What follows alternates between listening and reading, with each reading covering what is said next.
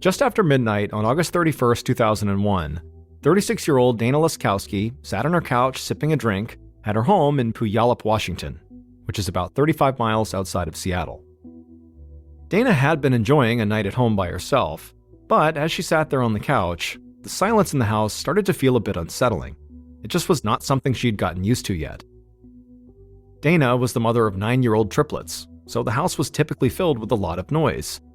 But tonight, the kids were 3 hours away staying with their dad. Dana and her husband Stan had separated the previous year, and after the separation, Dana had moved several hours away to Puyallup, where some of her family lived. Dana and Stan had tried hard to effectively co-parent the triplets. She loved the idea. She loved that the kids still had a good relationship with their father, but not having them around all the time had been a huge transition for Dana. Dana grabbed the remote off the coffee table and turned on the TV, just to have some background noise. She sipped her drink and then kind of laughed at herself. Spending a night on her own really should not be that big of a deal. It should be fun, it should be enjoyable. And plus, even though her triplets would be gone for a few more days still, Dana worked as a nanny for a couple in town, and she'd be able to spend time with their kids, who she loved too. And so Dana told herself to just relax and enjoy a stress-free night. Then she leaned back on the couch and tried to watch TV. But as she was doing that, she suddenly heard this noise coming from the back of the house.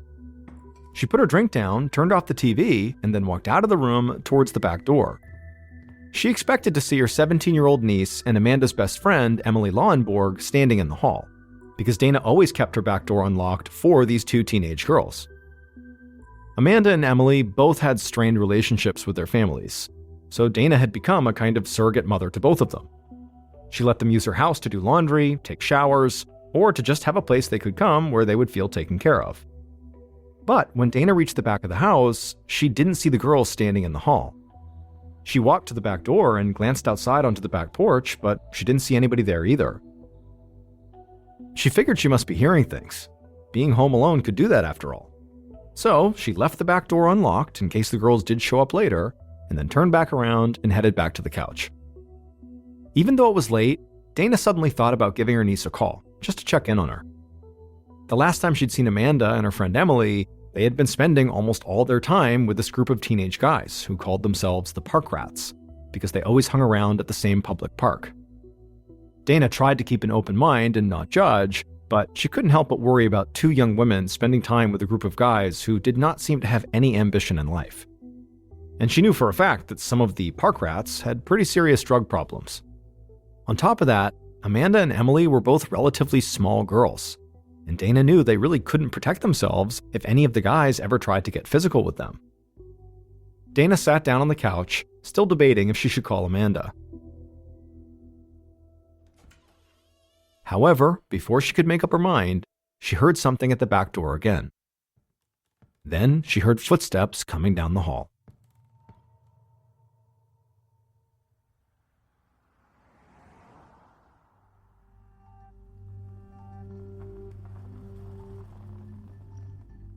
At 10:30 a.m. the following morning, a patrol officer from the Puyallup Police Department pulled up in front of Dana's house.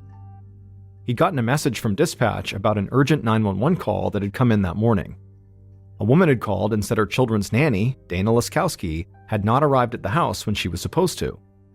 The woman and her husband had both called Dana, but couldn't get a hold of her. And this really worried them, because Dana would never not show up without calling and making sure the kids would be okay. So the woman had asked the police to please do a wellness check on Dana. The officer stepped out of his cruiser and glanced around the neighborhood. This was a pretty busy area of town, with lots of fast food restaurants and shops nearby, so the street could see plenty of traffic at night. The officer walked up to Dana's front door and knocked while calling out her name and also introducing himself. But after a few moments, he didn't get a response, and he also didn't hear any movement inside the house. And so eventually, the officer walked around to the side of the house and pressed his face against a window. However, the curtains inside the house made it difficult to see anything inside. So he walked around to the back of the house, and there he noticed the back door was cracked open. He slowly walked up the steps of the old wooden porch, approached the door, and then called out for Dana again through the crack. But there was still no response. the officer tensed up. He had no idea if this was an innocent mistake by Dana leaving the store open, or if maybe somebody had broken into her house. And if it was the latter, the intruder could still be inside. And so the officer unholstered his gun, pushed the door open, and stepped into the house. As he did this, he walked past an open door and glanced inside. It was a bedroom, and it looked like it had been ransacked. Dresser drawers were open and clothes had been thrown all over the floor, but he didn't see anybody in the room. And so the officer kept heading down the hallway, getting more and more tense as he moved. He eventually reached the front room and stepped inside. And there he found more pieces of clothing on the floor, but he still didn't see anybody. The officer reached for his radio, about to call in a potential burglary, when he looked over at the couch. And immediately, what he saw there told him he was dealing with something far worse than just a break-in.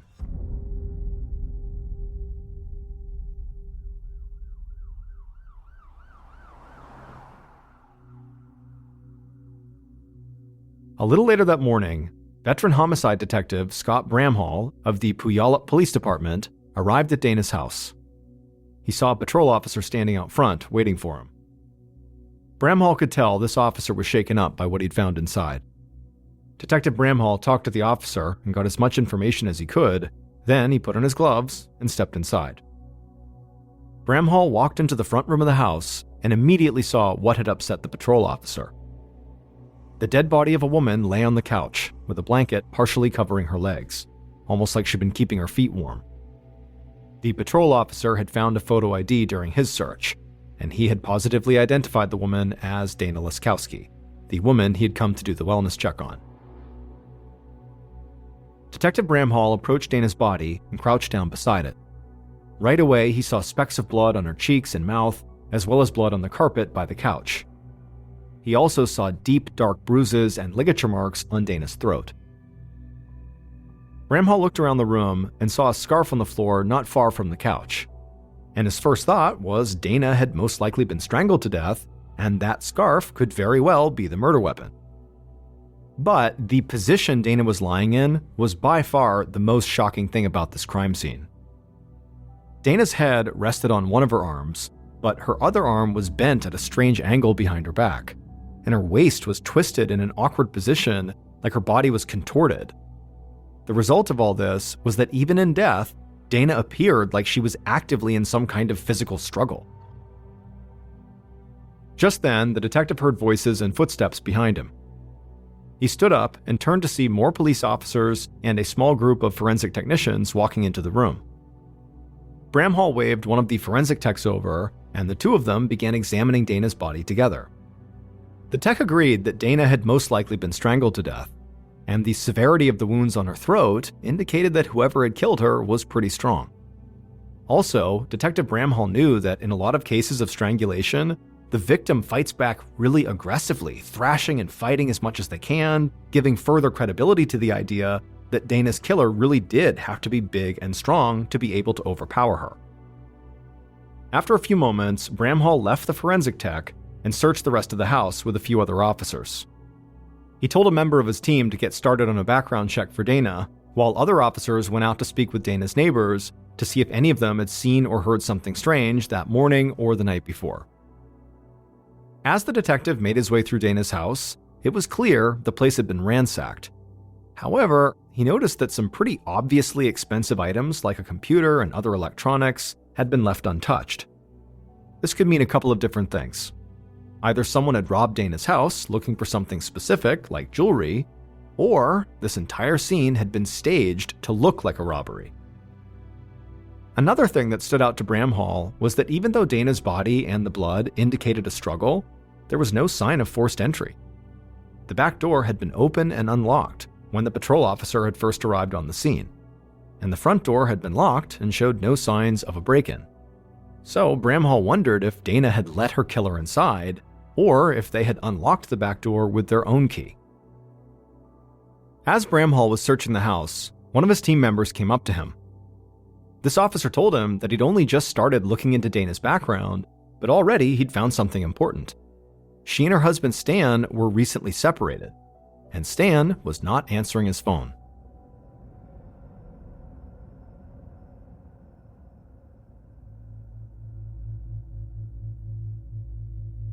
That night, after Detective Bramhall had spent hours at Dana's house, he got back to the police station, and he was already feeling antsy. Dana's husband, Stan, like any murder victim's spouse, would basically automatically be a major suspect under almost any circumstance.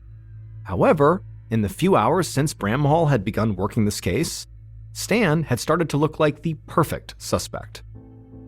Stan had not responded to the multiple calls the Puyallup police had made throughout the day, and when Detective Bramhall had reached out to police in the town where Stan lived, they actually went by his house, and there had been no sign of Stan or the triplets.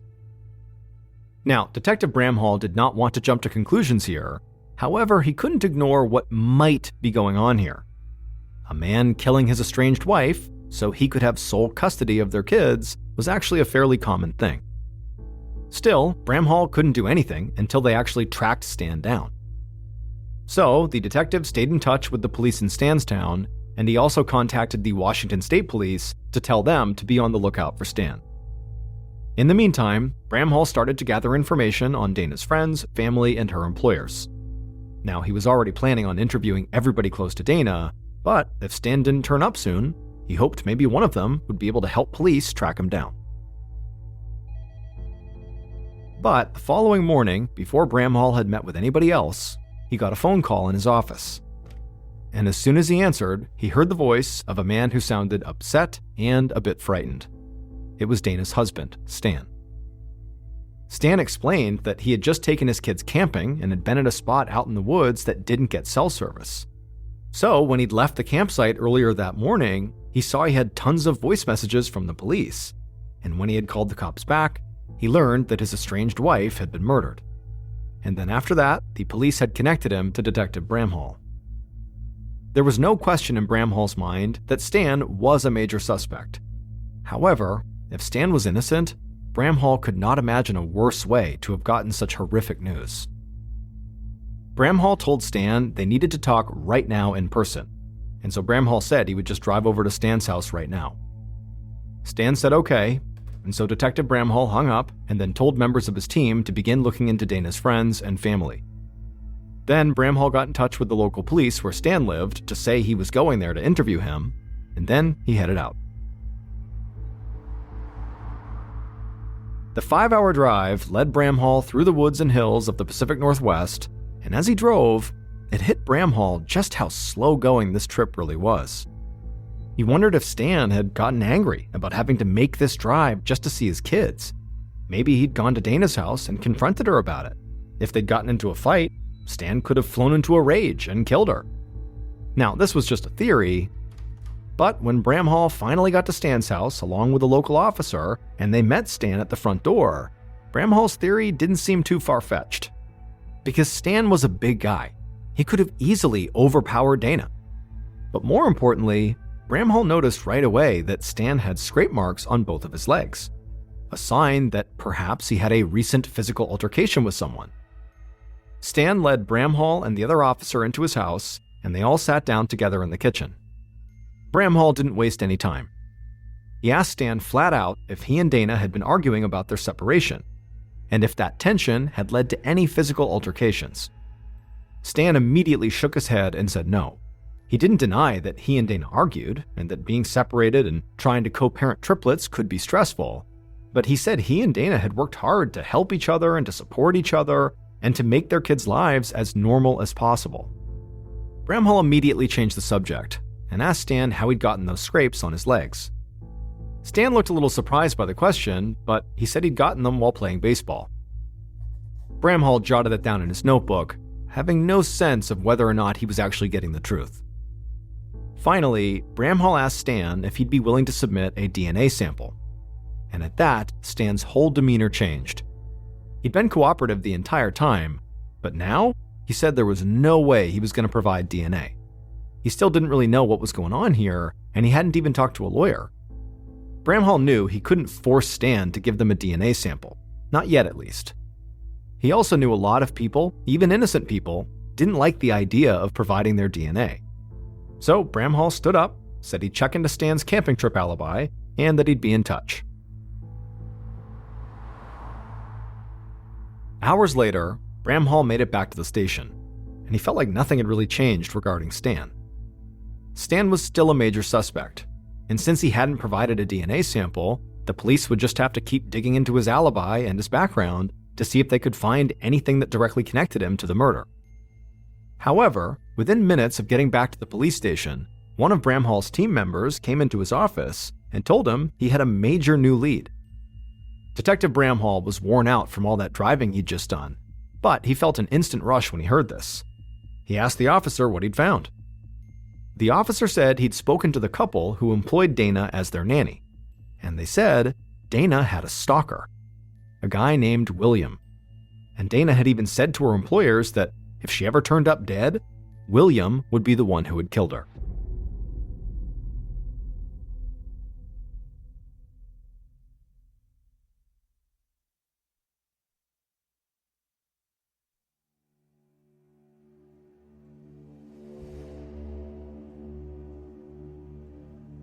On the evening of September 2nd, 2 days after Dana's body had been found, Detective Bramhall sat inside of an interview room across the table from Dana's alleged stalker, William. It would turn out William had installed cabling at Dana's house a few months earlier, and since then, he'd been leaving notes and poems on Dana's front door, and he'd been seen lurking around her house a bunch of times by several of Dana's neighbors. Police also found a string of harassing messages from William on Dana's phone. And so all of that had been enough for Bramhall to secure a search warrant, and the search of William's house had led to a disturbing discovery. Inside the interview room, Detective Bramhall pulled out a notebook and put it on the table. Then he asked William if he recognized it. William lowered his head and then nodded. He said it was his personal journal. Bramhall flipped open the notebook and showed William what appeared to be a letter to an unnamed woman. And this letter was filled with all these violent things William wanted to do to her. Bramhall flipped to another page, which was another letter to this same unnamed woman, filled with even more anger and more threats of violence. And so Detective Bramhall said it looked to him like William had been obsessed with Dana, leaving her notes and poetry and spying on her at her house. And when Dana didn't reciprocate, he got angry and started fantasizing about hurting her and began writing about it in his journal. But as William heard this, he just shook his head and said, no, it's not like that at all. William said those letters were an exercise his therapist had told him to do, and they weren't even about Dana. He said he had written that stuff about a woman who'd broken his heart, but it was just to get out the anger and hurt that he felt. He would never actually do any of the stuff he had written. Bramhall sat there in silence for a minute, just looking at the man across the table. Like Dana's husband, William was easily big enough to have overpowered Dana. And even if William was telling the truth about the notebook, he clearly had some kind of unhealthy obsession with Dana. So Bramhall leaned in and told William there was a really easy way for him to clear his name and help the police figure out what happened to Dana. William could provide the police with his phone and a DNA sample. And William didn't hesitate. He said he would do whatever the police needed, anything that would show he did not hurt Dana. In the days following the interview with William, Detective Bramhall and his team met with more of Dana's friends and family. Bramhall had 2 solid suspects, Stan, the estranged husband, and William the stalker. But he still didn't have any clear evidence pointing to either of them. And most of the people he spoke to didn't provide much more information. But Bramhall eventually met with Dana's 17-year-old niece Amanda at her house, and she told him something that had the potential to turn his whole investigation on its head. Amanda told Bramhall that Dana was like a second mother to her and her best friend Emily. Dana let them come over whenever they wanted, and the house was like this great escape for them. Amanda said Dana even left her back door unlocked, just so they could come in whenever they wanted to. This was a huge piece of news for Bramhall. It now made sense how somebody could have gotten into Dana's house without actually having to break in. They just walked in the unlocked back door. But then Amanda said something else that seemed even bigger. She explained that she and Emily had become friends with a bunch of teenagers who called themselves the Park Rats. And Bramhall knew exactly who they were, and he knew some of them were bad news. More than a few Park Rats had ended up in jail for drugs and violent crimes. And so as soon as Bramhall heard this, he asked Amanda if any of the Park Rats knew that her aunt kept her back door unlocked, and Amanda nodded and said yes. She said she had actually brought a couple of the park rats to Dana's house to meet her, just because Amanda thought Dana was so good at taking care of people who didn't really have anybody else, and most of the park rats had very difficult home lives. Detective Bramhall left Amanda's house and laid out his next steps. So far, his case had seemed like a pretty straightforward case. Estranged husbands and stalkers were common suspects.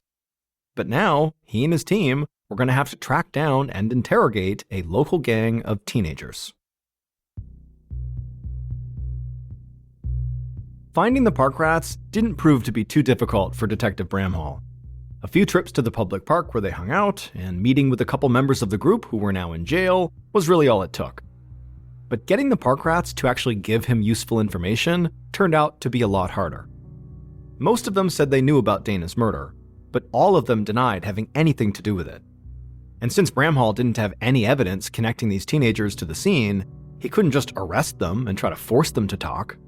And so before long, a month had just flown by, and Bramhall still didn't have anything. And in that time, no new evidence surfaced that pointed to either Dana's husband Stan or the stalker William. And so Bramhall began to worry that maybe Dana's death had been the result of a random burglary gone wrong, and that the police were not even close to tracking down her killer.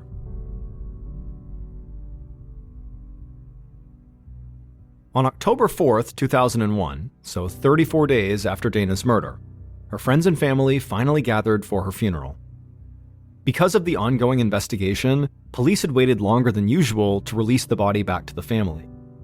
But now, a funeral home in town was packed with people who had come to express how much they loved and missed Dana, and how much she had been there for them.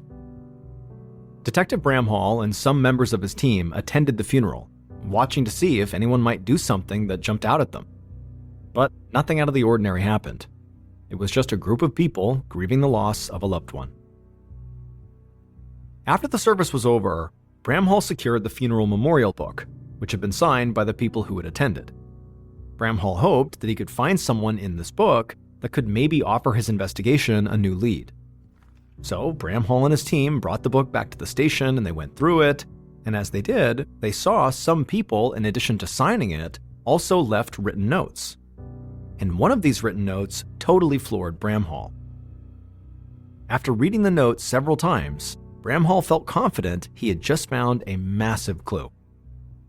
Bramhall and his team quickly met with the person who had written this note, and what that person said led police right back to the park rats.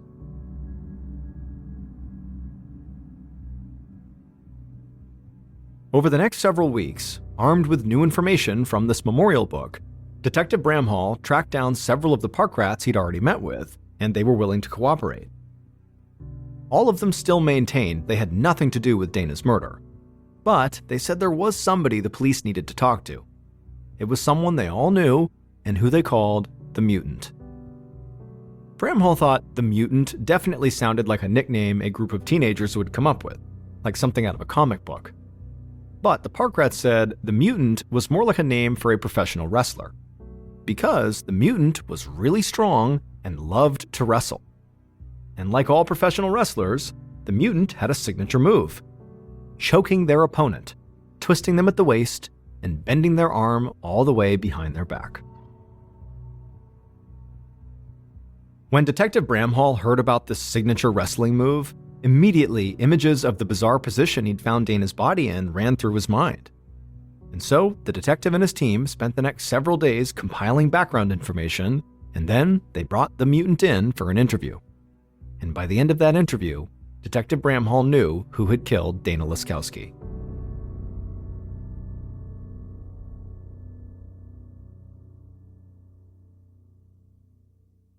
Based on information from the Mutant, evidence found at the crime scene, and interviews conducted throughout the investigation, here is a reconstruction of what police believe happened to Dana not long after midnight on August 31st, 2001.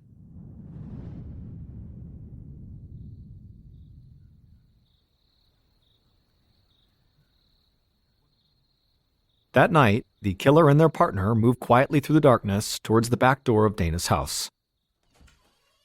Once they got there, they opened it up, walked inside, and began walking down the hallway towards the front room.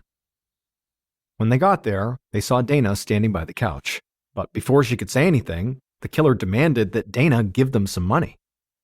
Dana stayed calm and said she was sorry but didn't have any money, but the killer immediately snapped back and said Dana needed to hand over some cash right now. Dana repeated that she didn't have any money, and then she asked the killer and their partner to please just leave, but the killer wasn't having it. They walked over to Dana, they grabbed her and shouted that they wanted her money now. Dana tried to push the killer off, but the killer was too strong. Dana screamed, and this only set off the killer even more. They hit Dana in the face and then slammed her to the floor. Dana tried to get up off the floor, but the killer just leapt on top of her and rolled her over onto her stomach. Then the killer saw one of Dana's scarves laying on the arm of the couch, and they grabbed it. Then, before Dana could do anything, they wrapped that scarf around Dana's neck and began choking her. Dana kicked and flailed, but the killer fought off her attack, while the killer's partner just stood there, watching. The killer kept choking Dana with the scarf in one hand, and then with their other hand, they grabbed Dana's arm and they yanked it violently backwards, twisting her around at the waist. Dana tried to scream louder, but now she was gasping for air, and slowly Dana's eyes went wide and she stopped breathing, and she died right there on the floor. The killer let go of the scarf and Dana's arm, and they stood up. They stared down at Dana's body, and then over at their partner, who was still just standing there in a daze. Then the killer picked Dana up. The scarf fell to the floor as the killer laid Dana on the couch, still in her twisted position with her arm pinned behind her back. The killer then grabbed a folded-up blanket from the edge of the couch and covered Dana's feet and part of her legs with it, almost like they were tucking her in. But after the killer stepped away from the couch and kind of surveyed the scene, it was like they began to panic. They yelled at their partner that they needed to make this look like a robbery.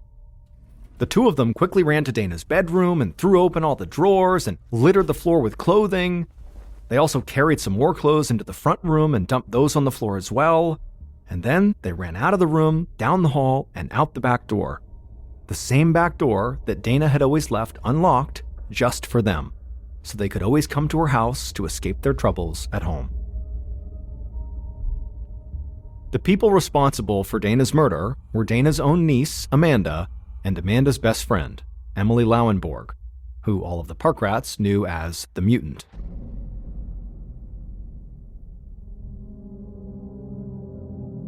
The two young women had gone to Dana's house to try to get Dana to give them some money, and when she refused, it was Emily, the mutant, who attacked and killed her. Emily had not been high on the suspect list because on the surface, she did not fit the profile of the killer. Police had assumed that the killer was a man who was bigger and stronger than Dana, and Emily was a small young woman who was only about 5'2".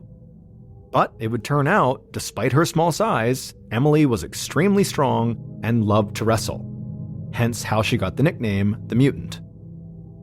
The note that Detective Bramhall saw in Dana's funeral memorial book that really stood out to him was written by Dana's niece, Amanda. And it read, "I'm sorry I wasn't a better niece for you. 34 days clean and sober. It's all for you." The funeral was held exactly 34 days after Dana's murder, suggesting Dana's murder prompted Amanda to go sober on that same day. Now, that in and of itself is not totally unreasonable that a death in the family would prompt a big life change. However, to Bramhall, as he was reading through the notes, that note just felt weirdly specific to reference her sobriety and the exact number of days inside of this memorial book when all the other notes were just far less specific. And so to him, something felt off about it. And so the detective followed up with Amanda and asked her about the note, and she would admit to him that she had been struggling with drug addiction. And so Bramhall wanted to know if her sudden sobriety was connected to Dana's murder, like the note implied. And Amanda would say yes, and over the course of this discussion, she would also just tell Bramhall that there was this drug dealer in the park rats who might have killed her aunt. However, when Bramhall met with that drug dealer and several other members of the park rats, they all pointed the finger at Emily, the mutant. Police searched Emily's house and found a piece of paper in her room. On it, she had written a list of goals she had. And one of those goals was to, quote, kill someone and get away with it. Emily eventually confessed to the murder, and Amanda admitted to being in the house during the murder. Dana's niece Amanda aided the police in prosecution, and so she was not charged with any crime. As for Emily, she would take a plea deal and would only serve about 5.5 years in prison.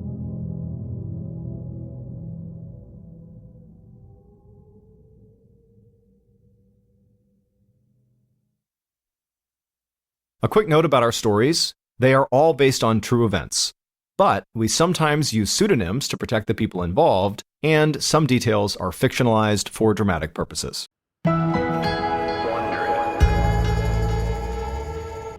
On June 29, 2003, a 14-year-old boy named John and his best friend, a 16-year-old named Mark, were walking in this back alleyway behind a row of shops in Manchester, England. Mark had asked John to go back there, to which John was a little bit confused because it was just a dead end back there. But he went back there anyways because he figured, Mark must have a reason. And so they're walking along this alleyway when Mark suddenly comes to a stop. Then he turns to face John, and John's looking at him inquisitively, and Mark just reaches out and grabs him by the shoulder before pulling out a huge knife and drives it into his stomach and says, "I'm sorry, bro." Pulls it out again, drives it into his chest before releasing it and letting John fall to the ground. As soon as John hits the ground, he looks up at Mark and he says, "You're killing me." And Mark says, "I had to do it. If you knew all the details, you would understand." And so after only a couple of minutes, John goes quiet and he's laying still on the ground, and Mark would stand there just waiting for about 20 minutes to ensure that John really was dead before calling authorities and claiming some madman had snuck up behind them and attacked his best friend, and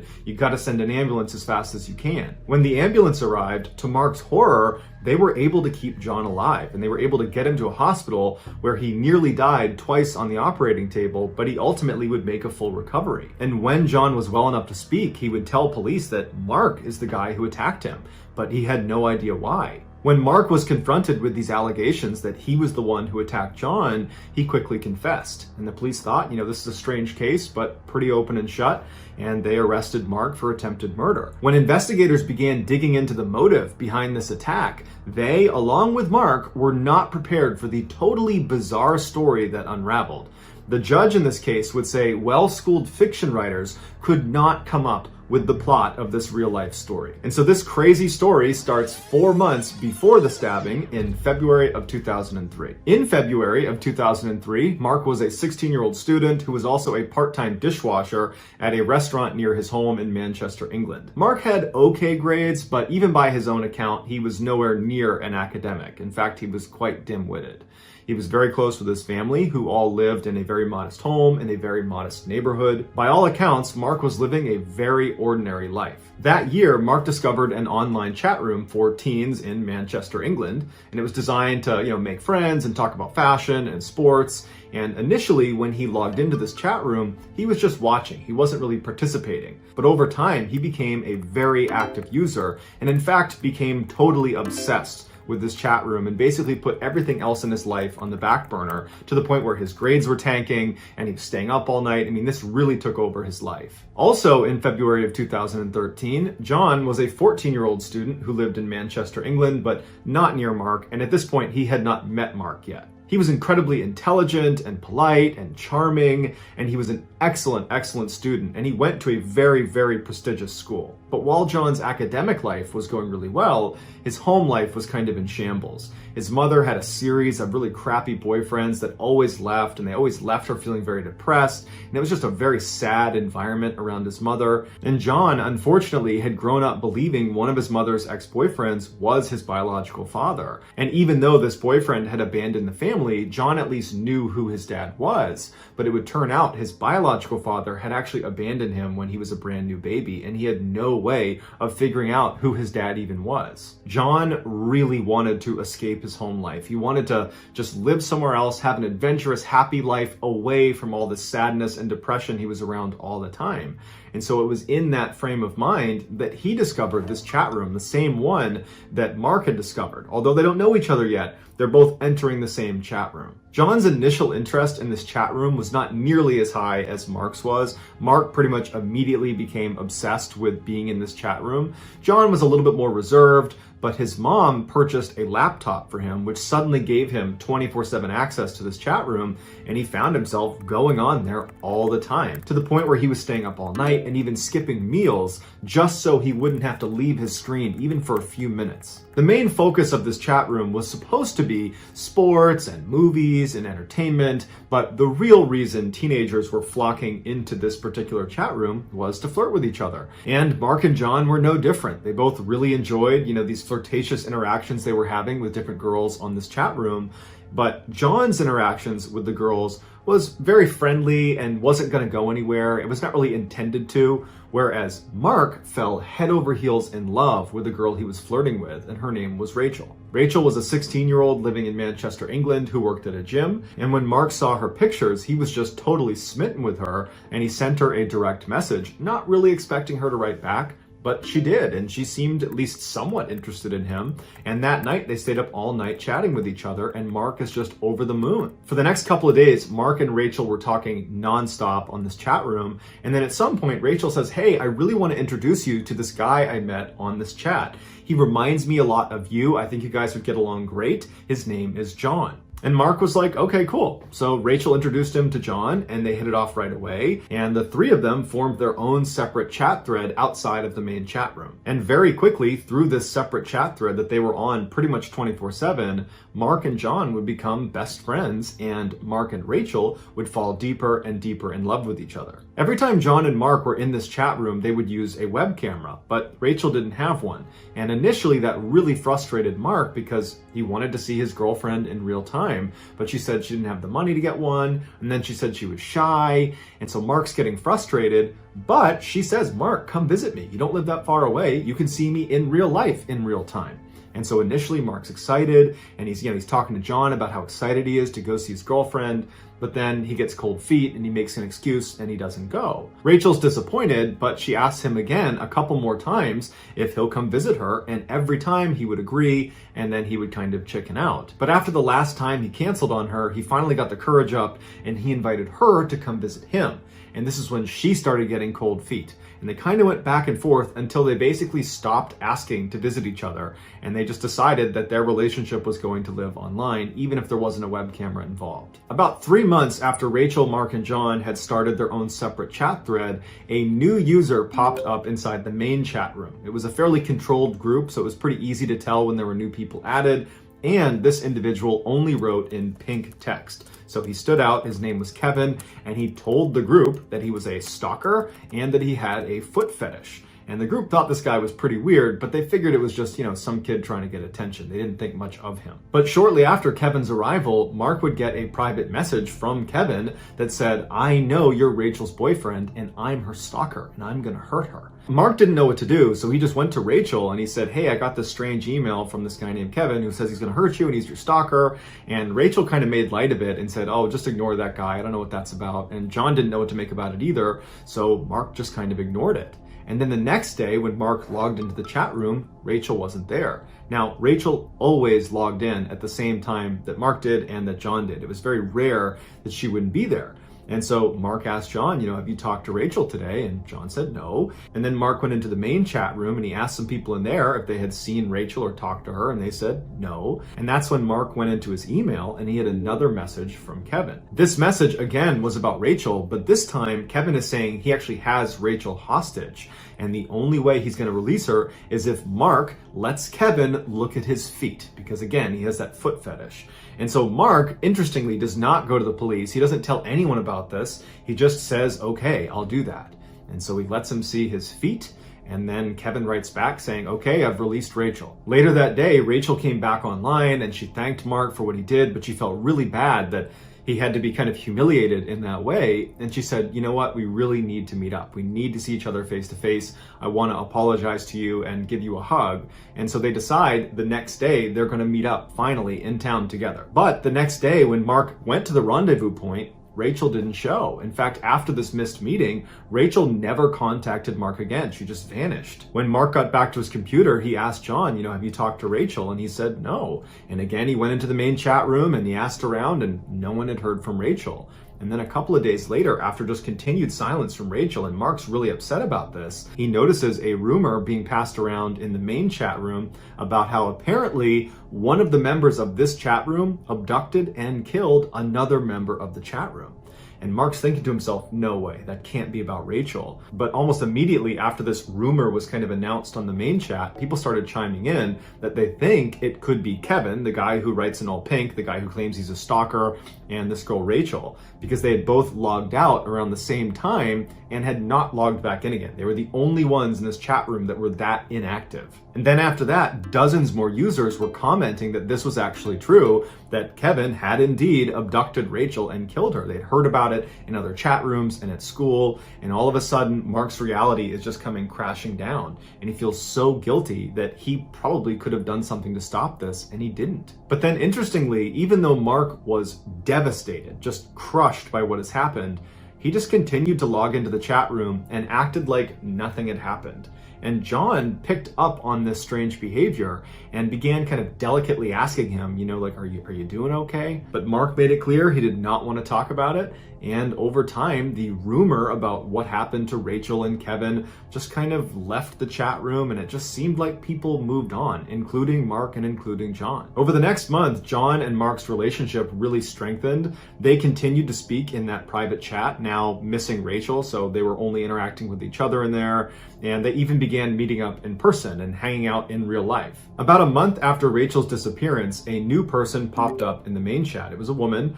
Her name was Janet, and she wrote in all capitals, and she reached out to Mark. And she said to Mark that she was a mother of two, she was married, she was 44 years old, she was a real estate agent, but secretly, she was a spy for the British Secret Service. And in fact, she was the third most powerful person in all of Britain, and she was contacting Mark because she was sent to recruit him. She told Mark if he agreed to work with her, not only would he become an agent like her, he would become fabulously wealthy, and he could be her boyfriend. Now, of course, to an adult, this sounds preposterous and sounds like an obvious scam. But you gotta remember, Mark at this time was extremely vulnerable. He's just lost his girlfriend under very suspicious circumstances, but no matter how it happened, she's gone and he's still grieving her loss privately.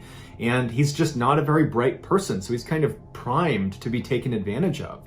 And she was promising him all the things he wanted in life: status, money, romance. And so even though he didn't necessarily believe everything Janet was saying, he wanted to believe her, and so he went along with it. He did not tell John about his interactions with Janet, perhaps signaling that he didn't fully believe it and was maybe embarrassed to give away details, but we don't know. As soon as Mark told Janet he was prepared to work with her, she made him swear an oath through the chat and then told him he would need to go to London for initiation, where he'd be meeting the Queen, amongst other dignitaries and officials. At this point, Mark asked a couple of qualifying questions, namely, how would I explain to my mom that I was just going to suddenly leave for a couple of days in the middle of the week and miss school? I have to give her a reason for that.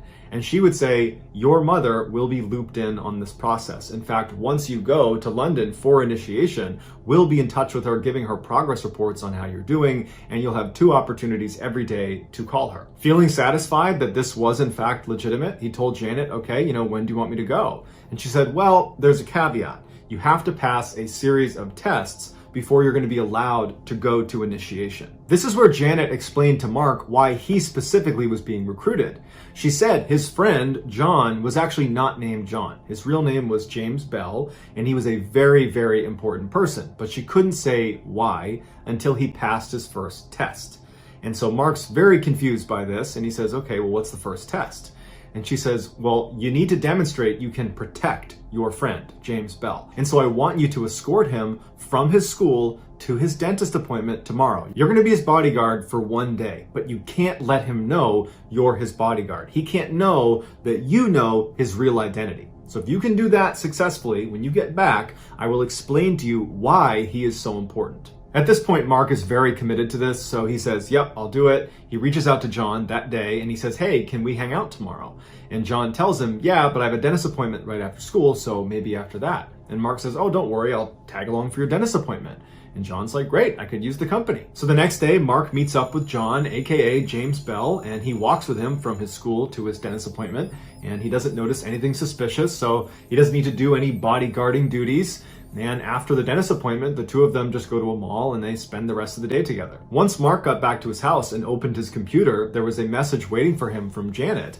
And the message said, we had agents following you and you did a great job. You passed your first test. Now I can tell you why James Bell, your friend John, is so very important. And she told him that at the bottom of the Atlantic Ocean is this big safe that only a couple of countries know about, and inside of that safe is 568 billion pounds, and it belongs to the Queen. But only one person has access to that safe, and that person is James Bell. Literally, his body would need to be in front of the safe for its special scanner to scan him, recognize it as James Bell, and then it would open its door. Despite its implausibility, Mark believed this was real. Not so much because he naturally believed the safe at the bottom of the Atlantic Ocean was real, but it was because he totally believed Janet was real. Janet had the ability to know what he was wearing, where he had gone that day, what he was up to. I mean, she seemed to know everything about him. And it's because she told him she has agents monitoring him all the time, disguised as bus drivers and teachers and mailmen, that basically he was under constant surveillance. And she explained to him that that's what happens when you're being recruited. We have agents watch you. So when Janet gave Mark his final test, despite how shocked Mark was at what he had to do, he was willing to do it because he really believed he was doing it for the government. The test was simple. Mark needed to kill John, aka James Bell. And she explained to him that James Bell actually had an inoperable brain tumor and he was going to die any day. And if the wrong country found out about this, they could steal his body after he died and they could use his body to gain access to this safe. And so we need to preemptively end his life, take control of his body, and get that safe open. She told Mark if he completed this test, he would move on to the initiation phase in London where he would meet the Queen